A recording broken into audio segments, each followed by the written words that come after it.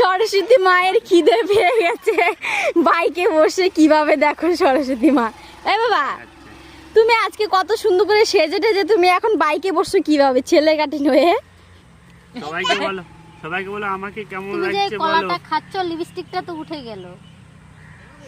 তো এখানে আছে আরেকটা সরস্বতী মা, এই দেখো খেয়ে ফেলছে।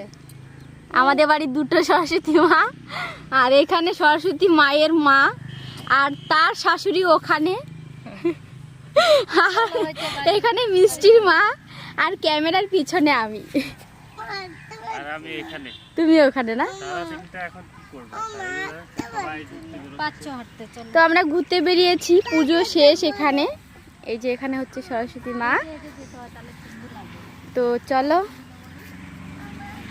বাপন দিছে 20 টাকা, ও টাকা কি করছে? ওর টাকা আমার টাটা দিয়ে দাও।